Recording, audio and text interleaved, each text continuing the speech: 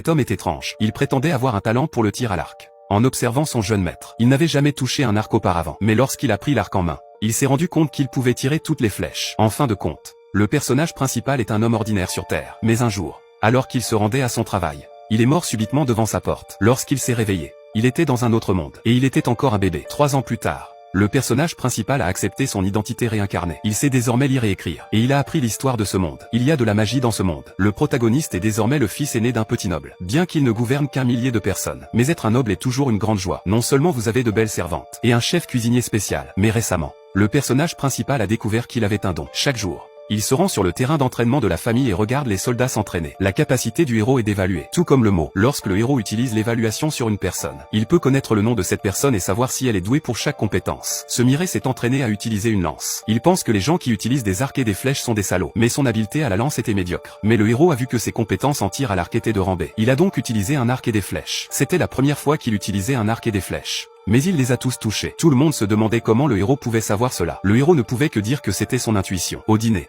le père du héros entendit parler de cette histoire. Le père du héros était un grand homme. Il venait d'un milieu paysan et devint plus tard un noble. C'était aussi un homme très puissant. Il pouvait combattre 10 hommes à la fois. Son père l'a félicité. Il lui a dit d'entraîner son intuition. La capacité à reconnaître les talents était l'une des compétences les plus importantes d'un noble. Le héros savait pourquoi son père avait dit cela. Parce que le monde n'est pas un endroit paisible. Leur pays s'appelle l'Empire de Samavo. Mais l'Empire est corrompu. Le peuple souffre. Partout, les paysans se rebellent. Pour étouffer la rébellion, les seigneurs ont accru leur autonomie. Chaque seigneur avait sa propre armée privée. Mais l'État ne fait rien. Le héros le presse. Tôt ou tard, l'Empire tombera. Et quand il tombera, une guerre massive éclatera. En tant que seigneur, il doit diriger une armée pour protéger le peuple. En pensant à sa responsabilité, le héros s'est rendu directement dans la ville. Il se sert de son évaluation des gens. Mais les gens ordinaires ont des valeurs moyennes. L'utilisation prolongée d'évaluation mettait les yeux du seigneur mal à l'aise. C'est alors qu'un homme est mis à la porte par le commerçant. Sa couleur de peau était différente de celle des autres. C'était un malgare venu de l'autre côté de l'océan. La plupart d'entre eux étaient des esclaves. Les gens autour de lui ne le traitaient donc pas bien. C'est alors que le héros lui apporte un morceau de pain. Voyant qu'il était le fils d'un seigneur, il ne dit rien. Mais quand le héros fut presque choqué par son talent, c'était un grand général. Il avait un grand avenir devant lui. Le héros suivit l'homme et lui demanda s'il voulait être son vassal. Pour qu'il ne pense pas qu'il plaisantait, le héros a brandi son insigne de noble pour montrer qui il était. Le héros était très reconnaissant, mais il savait que son statut lui apporterait des ennuis. Il a donc refusé.